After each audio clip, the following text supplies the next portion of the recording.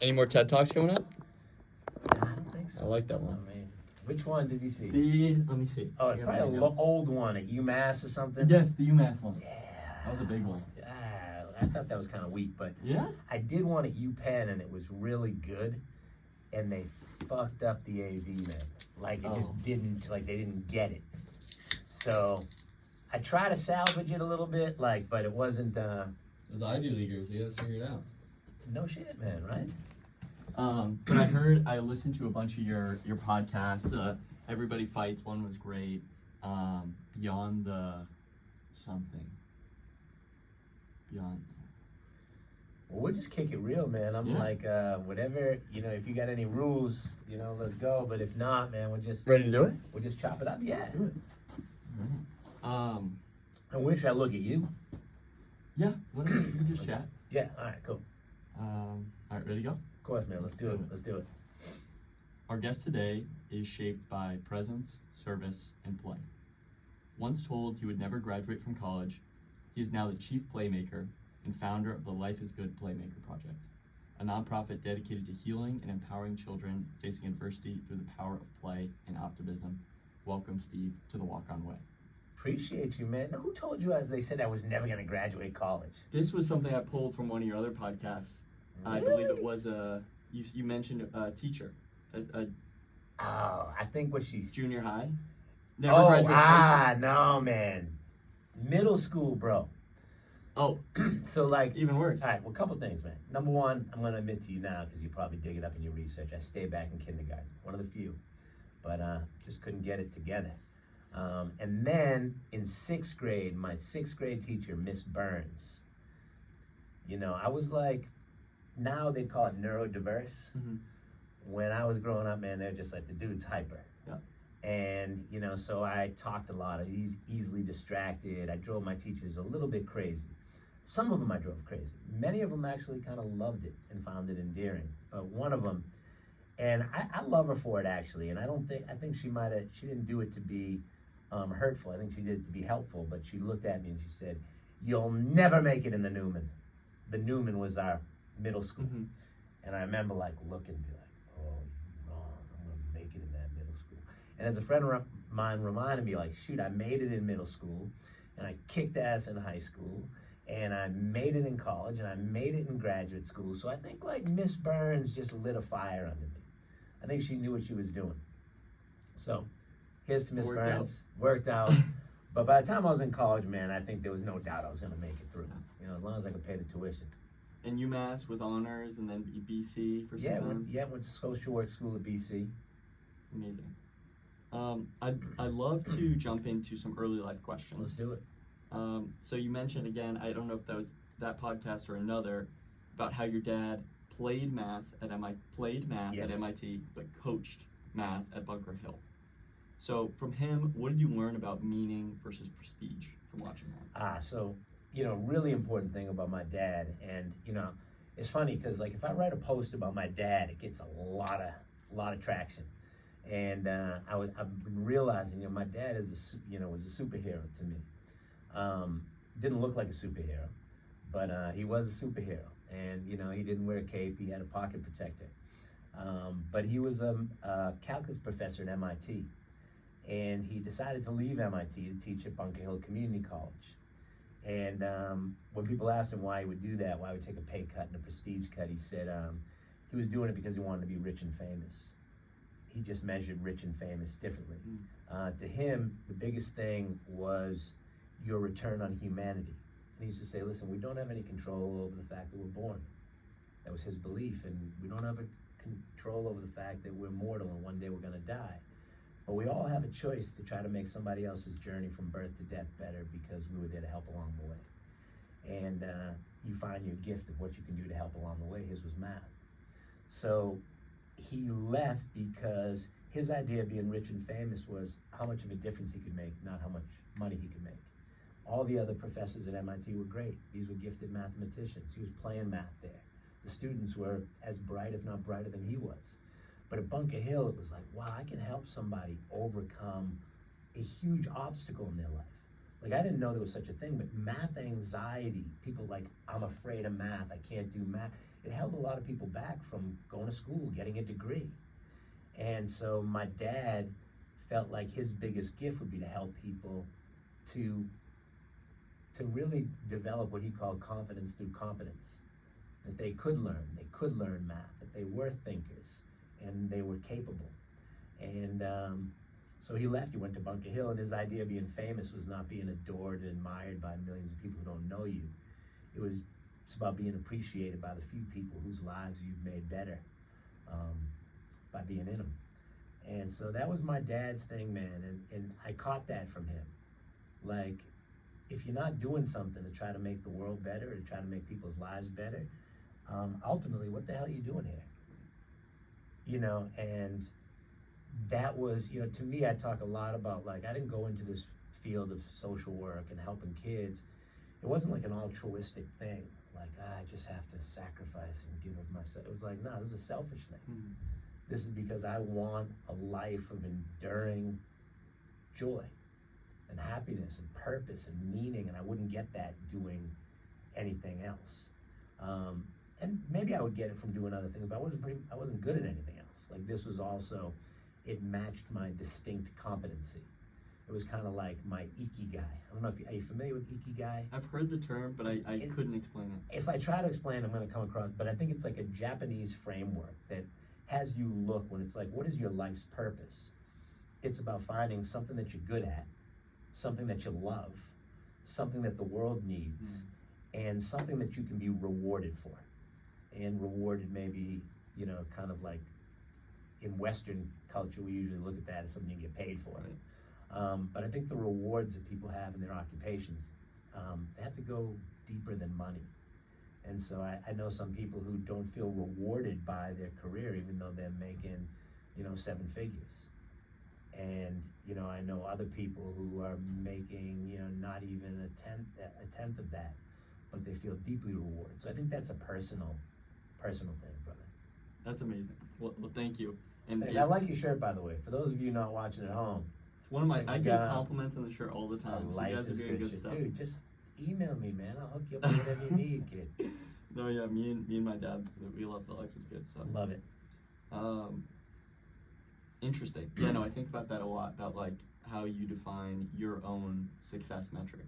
Because again, if you look at what's most socially acceptable, maybe this is a little bit trite to say, but typically it's money or prestige. But really, yeah, man, I hear it all the time. Yeah. Like, oh yeah, so-and-so's incredibly successful. I'm like, cool, what do you mean? Yeah. Well, I mean, he's selling these things and he's making a ton of money, and it's like, oh, cool, so he's making money. Yeah, right. That's cool. And maybe, like, I think successful is, I wrestle with that. Like, what does it mean to be successful? And, you know, I think knowing what that metrics is such a loaded word for me. But to me, you know, it's a very personal thing. And so, to me, I feel like you're successful if you're feeling healthy and happy and fulfilled. And, you know, the greatest successes are, you know, having a whole bunch of people that you love and care about, and that love and care about you, and that you're making a difference in people's lives. Like, again, if someone else views it differently, that's mm-hmm. for them. I'm just saying, like, success means to me. I think it's subjective.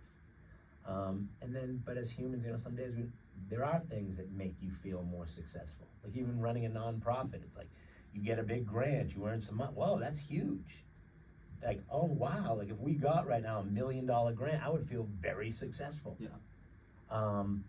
And sometimes when you're doing great work, but you're not getting funding and you haven't, it doesn't feel successful. So money's definitely a real thing, because it's a resource that allows you to do things. And so, like, it's one metrics, but I think if that's the only metrics you have, then you can say they're financially successful. But success is deeper than that, and it's a personal thing. I like that, like questioning when someone says, oh, they're so successful, like questioning really what that means. Yeah, and I can usually tell by who's talking about it. Like, oh yeah, they got a freaking Lamborghini, they live in Malibu, they're wicked successful. It's like, okay, well, I don't know if they're successful unless I know them and how they feel about it. I remember hearing about a guy who was talking about, like, he dreamed of having like a penthouse apartment in New York, and his quote was, the day that he finally had all the money to buy it, the first day that he moved into it, all he could think about was jumping out the window.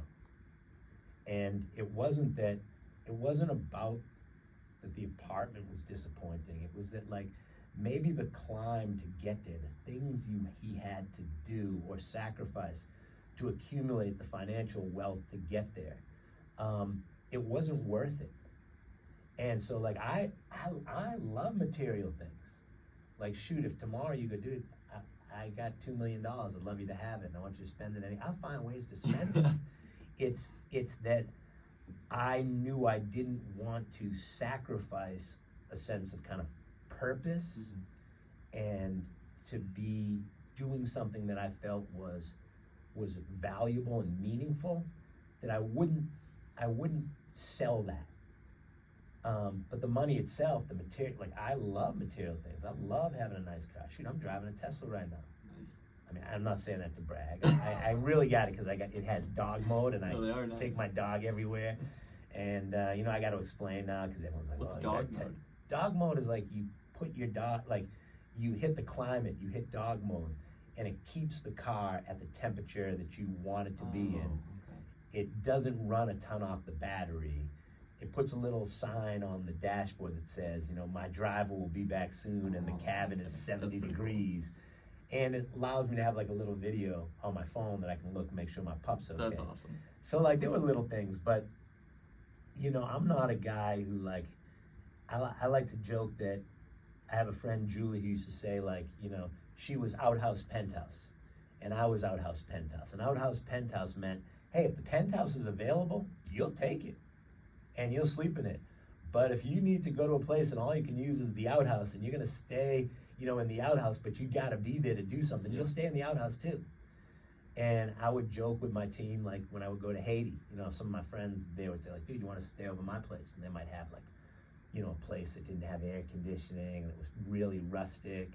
And if there was a hotel available, I'd be like, nah, man, I like the comforts of the hotel.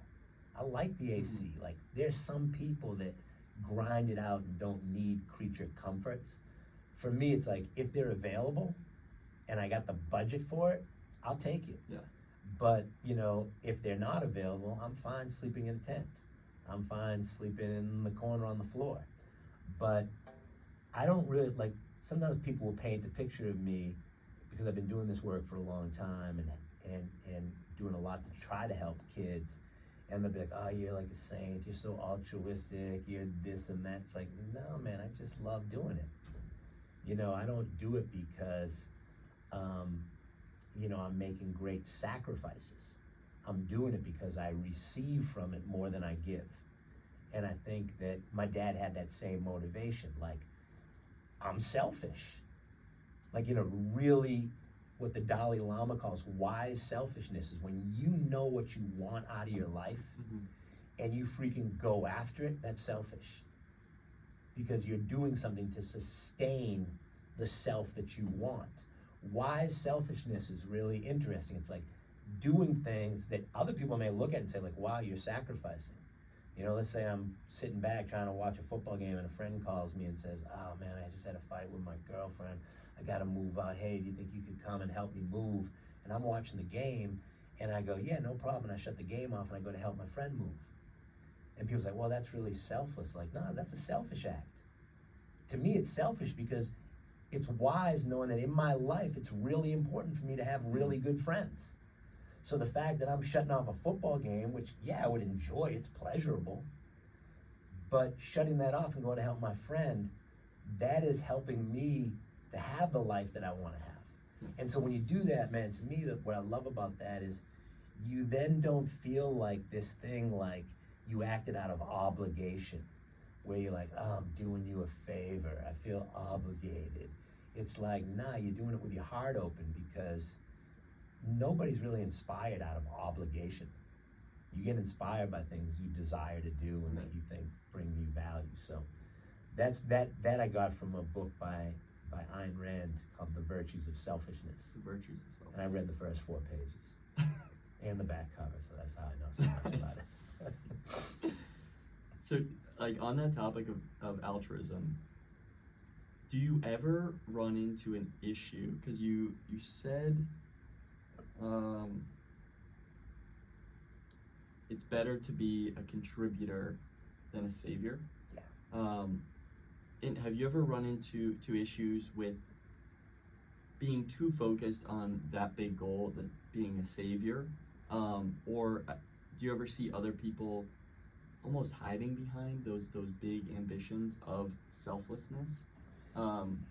Yeah, I mean, I think like, so I don't know if it's hiding behind. It's like maybe that's a part of their identity, and that's kind of like, I don't mean, I'm forgetting the term, but like this kind of holier than thou.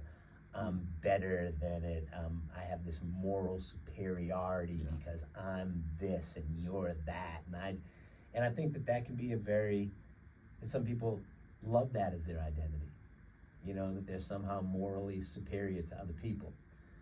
They're doing more. I'm a social worker. Look at, he's a finance guy, Right. and I'm a social worker. Well, it's like, dude, the finance guy.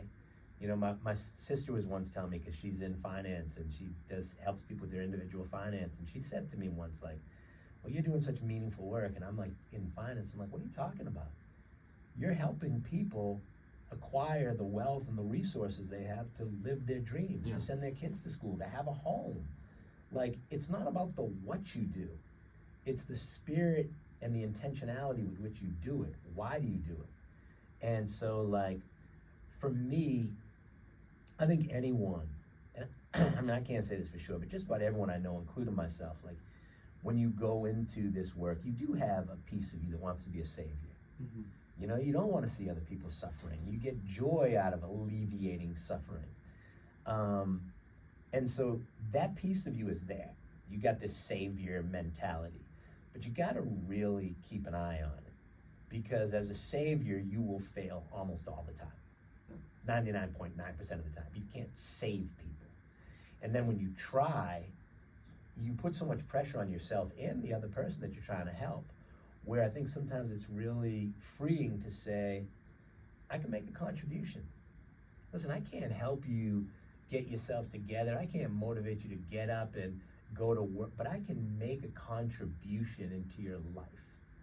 And I can appreciate that contribution, but I don't have tremendous power to make someone happy, to make someone motivated, to make someone whole. And so I think, like, my dad used to tell this joke all the time. He used to say this, it's a joke about a chicken and a pig, and they're walking down the street and they see a sign that says bacon and eggs 99 cents. And the chicken says to the pig, isn't it amazing? You know, like, we live in this country where you can get a bacon and eggs breakfast even in this day for 99 cents. And the pig says, well, that's easy for you to say. Yeah. For you, it's a contribution. For me, it's a total commitment. And I feel like a lot of people in the helping profession, when they feel they got to make that total commitment of being a savior, they end up fried like bacon. And I'm not really interested in being a martyr. You know, I thought it was cool until I realized martyrs die. Yeah. And I want to stick around for as long as I can. So I'm selfish that way. So I want to help. Sometimes my heart is pulled in a way that, you know, you try your best to do as much as you can, but you've got to understand your limitations. And as humans, we're limited. We might be able to comfort somebody, but we might not be able to make the disease go away. We might be able to help them learn to fish or give them fish, but we can't guarantee that they won't experience hunger again. There's a lot of things that are out of our hands. And so I like to try to keep it light. I like to try to stay humble. That, hey, yeah, you make small contributions along the way. And as long as you can appreciate those contributions, you know, I think you're in good shape. I love it. That's like the whole idea of progress over perfection, I think is what you're harping on. And that's the big reason I really wanted to have you on, is like, that's such a big, I've heard you like touch on that theme quite a bit, and the whole purpose of what I'm doing or trying to do here is putting an emphasis on back onto the controllables. So like your inputs would be that contribution, and the being less outcomes focused, what you can't control is like that, the being the savior. So I appreciate that. You got good questions, man. Thank you. I'm glad you have this show. I think you should go network. I appreciate it. If you do go network and you get big and famous and you start getting stars, will you still have me back on, man? Yeah, I'll send you some shirts. Please. I mean, come on. So you describe play as sort of active engagement, internal control, social connection, and joy. Which of those domains do adults lose first, you think, and why? Jesus, where do you get these questions? So play, just to take a little step out, play is really just about freely and joyfully engaging, connecting, and exploring with the world around you. And so, when you think about that, play is not about what you do, it's an intentionality and a spirit with which you bring everything that you do. Like I'm playing now. Right. And I hope you are, because when you're doing an activity and there's joy in it, and meaning, and you're meeting someone really cool, and you feel some level of competency because you got some answers to the questions, and you're engaged and interested. That's a state of play. Some people call it different things. Some people call it flow. But what do we lose first? I mean, I think there's a piece of active engagement that gets really difficult, where you can actually be here now and be focused and be in a present moment. I think sometimes with the more responsibilities we get and the more things, like we're so busy, we're moving so fast that we have a hard time being present. We're looking at our watch, I gotta go, I gotta get here, I gotta get there. And so being engaged or finding wonder in the moment. Sometimes you see a kid and they just got like a little tiny shovel and some sand, and they're like, they can't believe it. There's a puddle. They want to splash in it and just touch it, and it's interesting. And for other people, they don't even notice those things. And so I don't know if is that my phone vibrating? It's okay, we're good. Now. So it's sometimes harder to be engaged and harder to find some wonder and beauty in the little things. I think that another piece of it is this idea of feeling safe and allowing yourself to be vulnerable, which is this internal control thing. I think at some certain point we start to feel like we're looking stupid if we do certain things. What are people gonna think? What are people gonna say? It's like, that Picasso quote, every child is born an artist, but the trick is remaining an artist as you grow older. And you cease to become an artist when you start to think, I'm not good enough to be an artist. It's funny, there's a little experiment, like you ask kids in kindergarten, raise your hand if you're an artist, every kid raises a hand. But you ask in 6th grade and very few do. And then you ask in a corporate meeting and even fewer do. So, but I think one of the biggest differences between adults and children is the amount of time we spend trying something new that frightens us a little bit. Kids, you think about it, everything's new. Right. Hey, we're gonna do this. I've never done it before. Or, hey, we're gonna play this. You want to give it a try. And then I think as you get older, sometimes you stop doing the things that you don't feel confident in. Someone says, hey, you want to go to karaoke? I don't sing. Yeah. Oh, you want to do some ballroom dance? I don't dance. Oh, you want to go ski? I don't ski. I remember saying to a friend of mine, Bert from Life is Good, we were in Killington at an event, and he said, you want to go skiing tomorrow? And I said, I don't ski. And he says, you will tomorrow. And I did. And it was freaking awesome. And then I learned from that to snowboard. And I was probably one of the few people who learned to snowboard at 45 years old. That's awesome. Or 49. I don't remember how old I was. I was Killington's old good as hell. mountain too. What's that? Yeah, it was great. But I have that that player's mindset, which is we joke at Life is Good to be a triathlete, but not TRI, TRY. Okay. You know, like we'd be willing to give it a try. And I think sometimes as we get older, we're nervous to give certain things a try because maybe they're too physically demanding, but there's lots of things that we could try.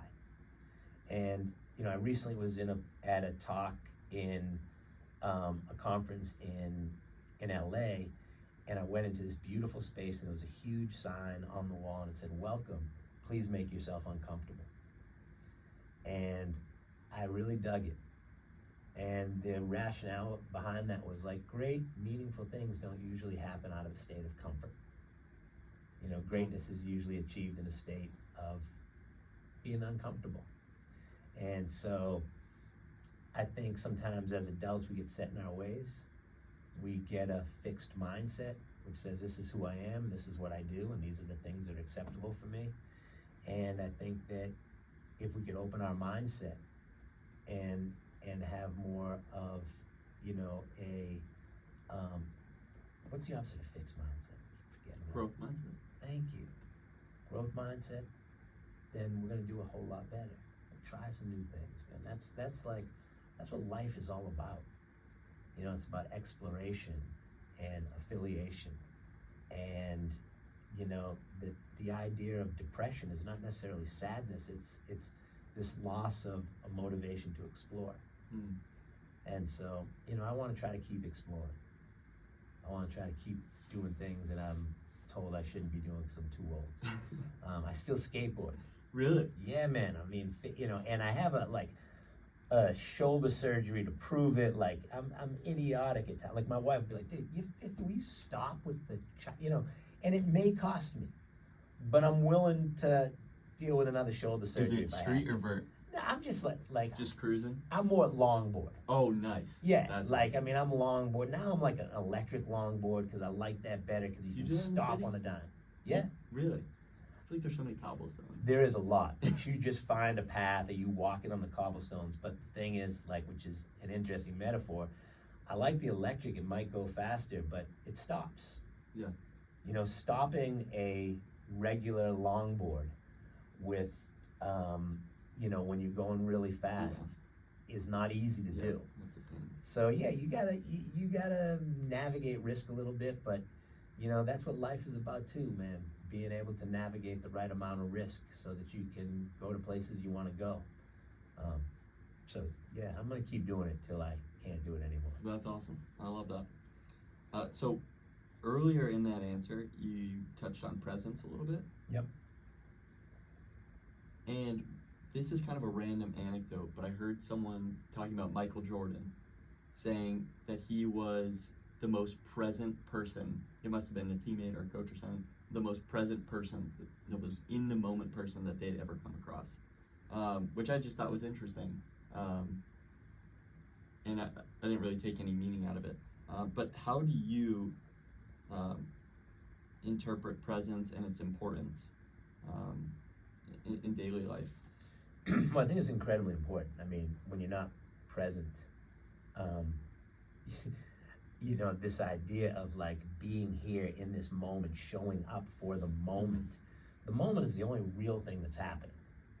So when you're not, excuse me, when you're in a moment, but you're thinking about something else, your body's somewhere, your mind, you know, your body's in the chair, but your mind is somewhere else. Well, you're not bringing everything you have into that moment. And it's harder than ever to stay present. You know, we got this little thing in our pocket and it's beeping, and oh, I got a text, and oh, I got to be here, and oh, I want to look at this, and oh, I'm at this beautiful canyon, but I make sure I want to get a picture of it so I can enjoy it later and share it with my friends. Like, it's very difficult. I don't think anyone can stay present. I think the key is noticing when you're not being present and then returning to presence. I think that's a piece that's really important. And you know, it's funny, I liked, you know, there was a quote from Kobe Bryant. You're bringing up Michael, but he talked about this idea, like, someone had said, like, Kobe, do you love to win or do you hate to lose? Like, which one is it that drives you? And he said, neither. He said, like, I try not to, like, have attachment about winning and losing because that's going to pull me from, like, if I love to win, I'm going to be so focused on winning that I'm not going to necessarily experience what's going on in the moment. And if I'm so worried about losing. I'm not going to be fully present in the moment. That's where people choke. Mm. You know, it's like, oh, I don't want to lose. You're thinking about what it could be like to lose. Where if you're just in that moment, you bring it all to that moment. So I recognize how hard that is, and especially hard for people and for children and adults who've had a lot of trauma. Because when you've had a lot of trauma, you get stuck. You get stuck in the memories and the horror and the shame of the past, and you revisit the past a lot. And you're also worried or frightened about what's going to happen next and in the future. And in that time that you're, feeling shame or remorse about the past and fear of the future, you're missing the moment. Mm. And the moment is, in a moment we're safe. And, so I think that's why so many people are spending so much time and energy trying to learn how to be present. I mean, it's super simple. Just be in the moment. But it's really complex in terms of how difficult it can be for the brain to do that. So for me, now as I get older, man, I'm much more in the moment. I'm much more like, recognize I can't multitask. So if I'm gonna sit and spend some time with my kids, I gotta spend time with my kids. I'm not looking at my phone to see what I gotta do next. I mean, occasionally that happens. But if I'm gonna do something, I wanna put my whole being behind it. I'm here with you right now. I told you like, hey, we got a certain amount of time because I don't want to get a ticket and I got to rope, but I just want to be present with you in this moment. So I think I'm getting better at it. My brain is a little crazy. I got a preoccupied brain. I got some OCD. I got some ADHD. I have to work really hard and exercise my brain to allow myself to stay present as long as I can, but I do it. I do it. I take some medication. I have done neurofeedback. I've done my own therapy. I've done my own mindfulness practice and yoga. Like, I recognize that I got a monkey mind, but I want to tame that thing as best I can. Why do you think it's so hard to be present? You talked, I've heard you talk about the importance of sitting through discomfort. In sitting and kind of soaking in uncomfortable feelings and really feeling them. But just anecdotally, even with me, sometimes not doing anything, I'm kind of a busybody. Not doing anything is really, really challenging. And why do you think that is? 'Cause I don't think that's uncommon. It's not uncommon, bro, and that's me. Like, my wife will, we'll be sitting on the beach. We have a little house in New Hampshire. We have this little tiny beach that we created. I just dug up some land, put sand in it, and call it a beach. And it's right by the lake. And I'll get a bunch of stuff done, and we'll sit in the chairs. And I get up and I start raking. My wife's like, just sit down, honey. I'm like, cool, I will. And I noticed that one of the, grass needs mowing. You gotta get that done. I don't know. There's something about me that loves to produce and takes value in producing. So that I'm not of value if I'm not producing. And it is tough for me to sit still. I don't know why. Like, I really don't. My wife is really good at it. But I think some of it is how we're raised, how we see our value in the world. Like, I've always seen my value as a doer. I'm gonna do things. And so sitting down and just doing nothing is challenging for me. And I travel a lot. I'll be in a hotel. I got some time. I'm always thinking there's something I should be doing. Maybe I should go over my notes a little bit before my talk. Maybe I should watch a movie. But I'm not necessarily fighting it. Maybe that's who we are. Right. And maybe, I think, to me, my compromise is not doing things mindfully. So there's a Zen expression that says, when making rice, make rice. So, hey, when I'm sitting with my wife, I want to sit with my wife. And you're right, she's right, put the rake down, okay? Once we've sat and we've talked and we spent some time, or we've just sat together, and my body feels like it needs to get up and I need to do something, I don't mind raking. And my wife's pretty cool. She was like, oh, okay. I said, no, I'm enjoying raking. She'll talk to me while I'm raking. But I'm a producer, and I could tell you are too. But there's time for you. There's time for you to change, young man. For me, it might be this is an old dog, and this is an old trick that, I've been doing for a long time, but I'm still open to try to slow down a little bit more and try to be more at peace with letting go and just being instead of doing.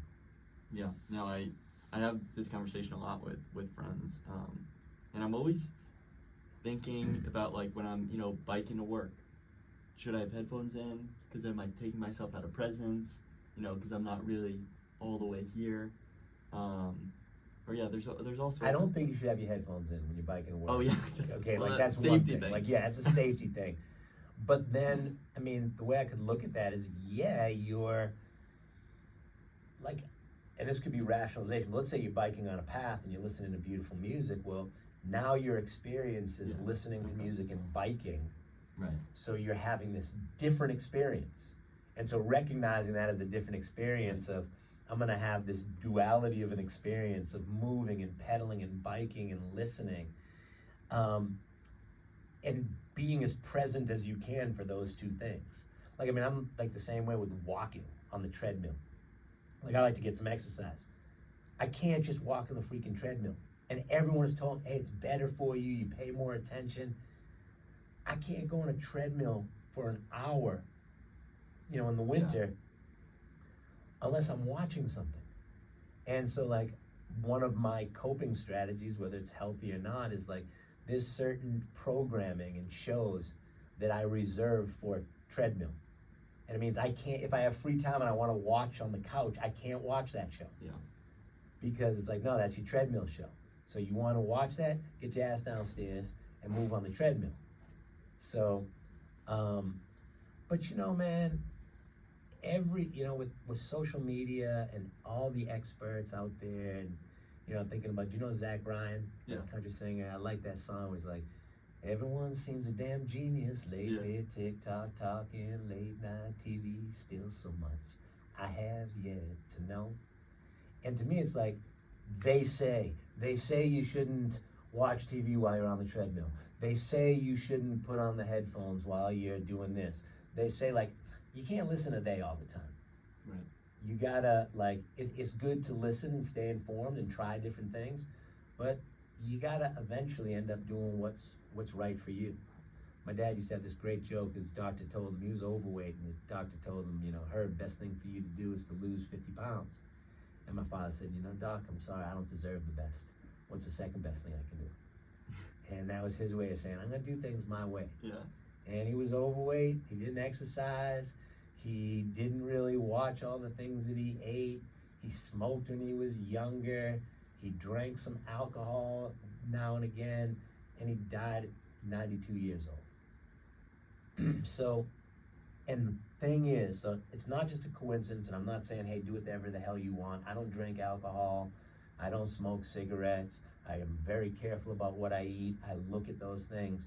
But I think the reason my dad lived to 92 is he was fueled by love and purpose. And don't underestimate it. You want to get healthy, have love and purpose in your life. You want to, like, I want to live long, I'm going to watch what I eat, I'm going to exercise well. Also, make sure you're spending time with amazing people who make you feel good about the world and good about who you are, because that's better for you than kale. And I don't even know what's in this energy drink that you served me, but I see that this is pretty healthy. It's just... we'll see. I got that little app. You know that app, Yuka? I don't know that one specifically, but I know... Did you scan this? Let's see, carbonated water, L-theanine, no sugar. It's pretty good. No fake sugar. You're right. You're good. Thank you. Thank you very much. And if you can't see this at home, we also got some organic fruit jerky, and there's some bars. So this is I'm being treated like a king. What do we got for time, my good man? It is 4:45. All right, how about if we got 5 more minutes of this? By the way, I could talk to you forever, and we can do it again if the fans are just desperate for me to come out again, and they start beating down your door and all your listeners. then I'm in. No, 5 minutes is perfect. So I gotta pick a good question or two here, because I got a long list. But you know, I'll be happy to come on, pop again. You know, pop in that. again. I really and do. I do it on appreciate it. Zoom Anytime. Anytime you want to give. You're very easy to talk to, man. Likewise. All right. This is an interesting one. Okay. So I come up from a kind of a technical background, or very analytical. Okay. So all my work is, what's our outcome? How can we measure it? And then how can we measure? Everything's just measured in very, very binary. In the work you do, I imagine outcomes are a lot more subjective. How much you impact a child, how much you impact a person, Sure. can't always be measured. So how do you get around that? Should you even try to quantify things like this? Yeah. How do you think about that? Yeah, you should. I mean, and there are lots of things that can be measured, and they might not be able to be measured perfectly, but you can measure things. We measure, we work with helping teachers to build healing relationships with children. One of the things that we measure is teacher-student relationships and conflict scores versus connection scores.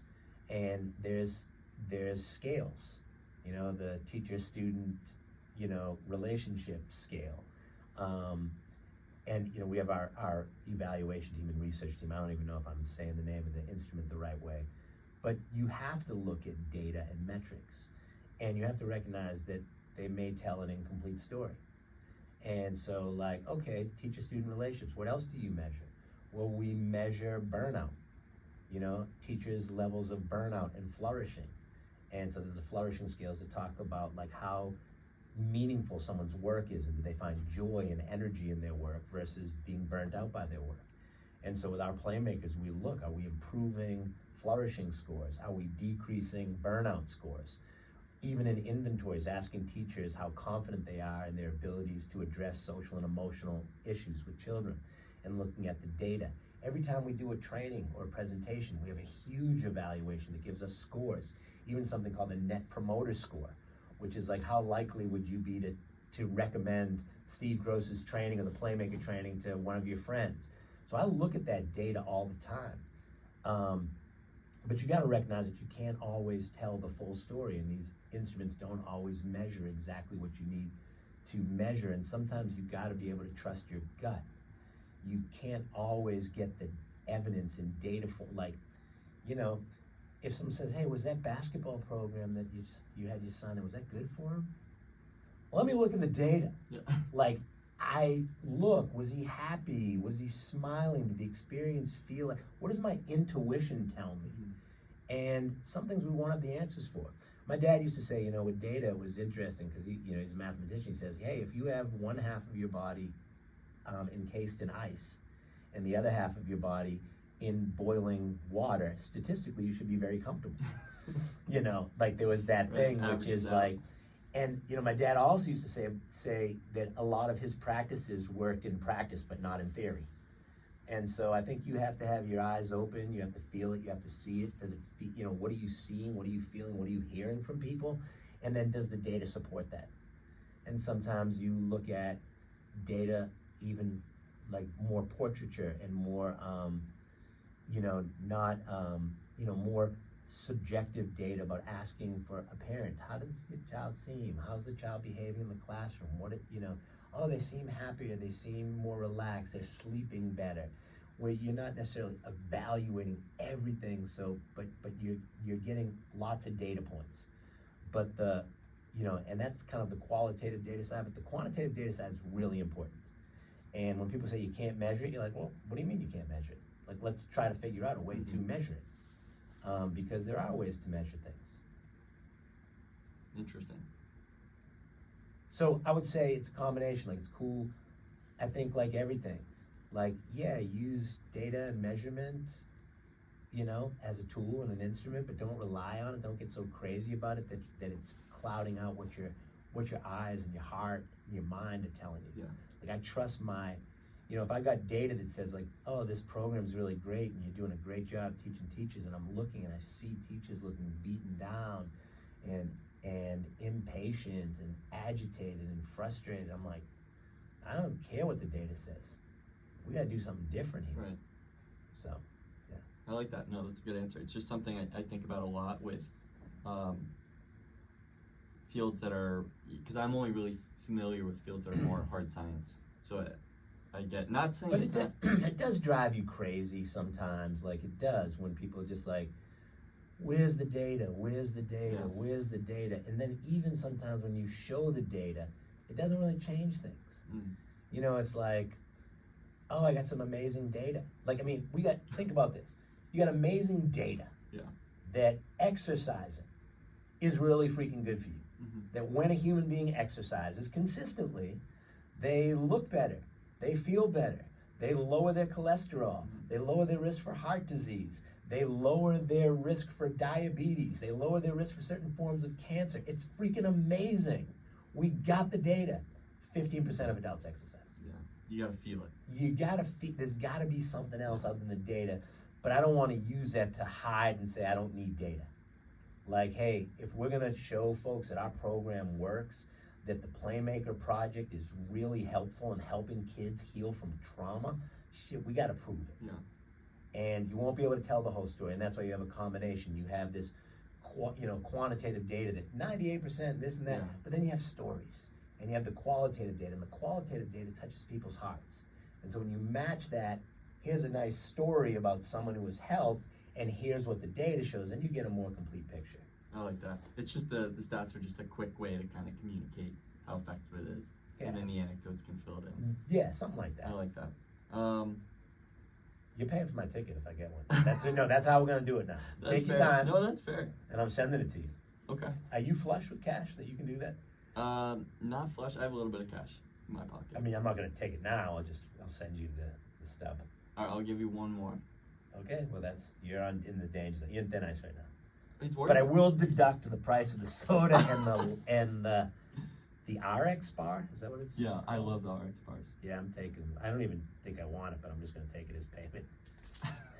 You can take all of them. No, Good for I you. wouldn't do that to you, man. Come on. I'm gonna give you two, and you can tell me which one you want to take. So one of them is a little bit more specific.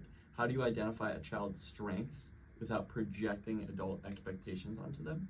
And then if you'd prefer to just skip over that one, I would love if you could just touch on what the Playmaker Project is up to right now, and where people can go to learn Well, more about I'm it. gonna go to the first one because I don't like to I'm not gonna pitch the Playmaker Project right now. What I'm gonna tell you is the Playmaker Project is awesome, and if you want to find more out about it, just ask Google or Yahoo or ChatGPT to get you to the Life is Good Playmaker Project and read about what we do.